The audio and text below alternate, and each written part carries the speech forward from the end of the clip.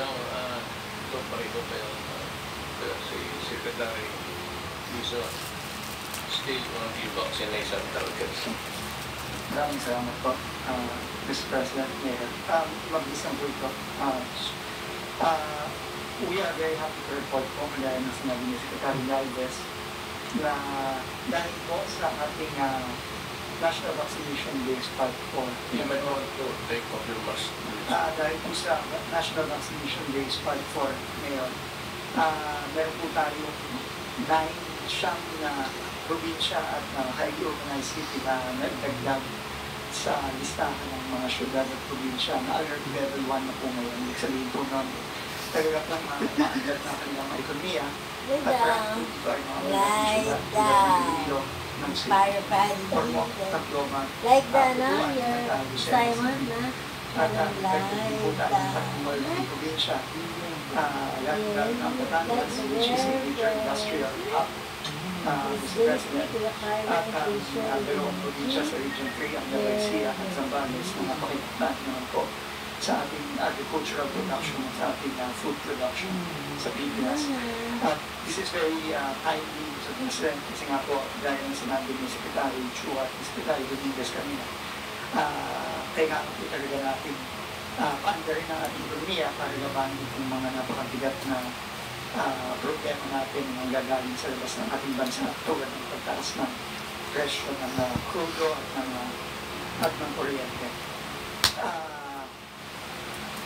Sila po ay kumasa na sa metrics natin sa fully vaccinated at pagbabakuna ng ating mga elderly.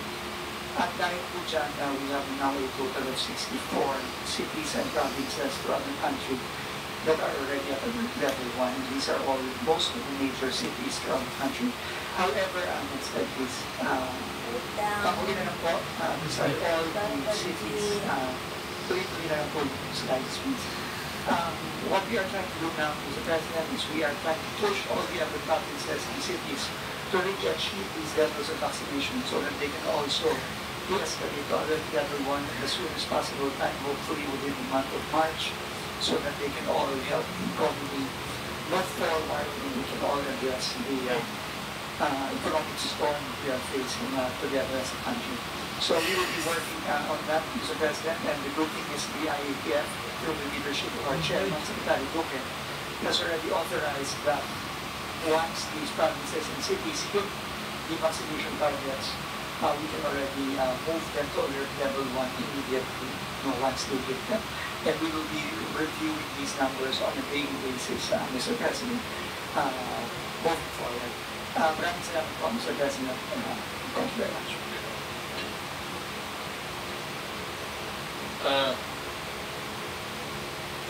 Ganito na lang.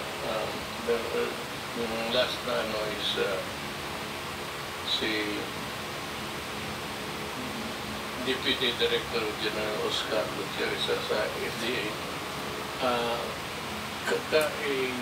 I-capsulize mo lang ano mo kasi alas 12 na. Kailangan po matulog na ako. Gandang umaga, Mayor. So, bibigay lang po ako ng konti update. 2 slide lang po ito, Mayor. So, sa first slide, papakita ko lang po dito na sa ilalim po ng Executive Order 121 na pinirmahan niyo po, na-aprobahan po ng FDA ang Sinovac po para sa 6 years old and above noong March 11, 2020. Ito po ay magagamit na rin po. At dito rin po na-aprobahan din po ng FDA ang Paxlovid sa ilalim po rin ito ng Executive Order 121 at may nadagdag po na Molnupiravir. So next slide po. Ito naman po, walo na po ang ating na-aprobahan po na home self-testing. Meron po pumasok na dalawa na ang specimen pong ginagamit ay oral fluid or saliva. Kung makikita niyo po dito sa kanan, ay yung oral fluid po, magkapangalan po yan, pero pareho po ang product name, parehong manufacturer, magkaiba po ang distributor importer. So posible po yun na inaaprobahan po ng FDA na dalawa po ang distributor. Doon naman po sa nasal swab, makikita niyo po yung number 2, 3, and 4, pareho po ang product name, pareho ang manufacturer, magkaiba po yung distributor importer. So, bali sa nasal swab, 1, 2, 3, 4 po yan. Apat po na produkto yan na aprubahan.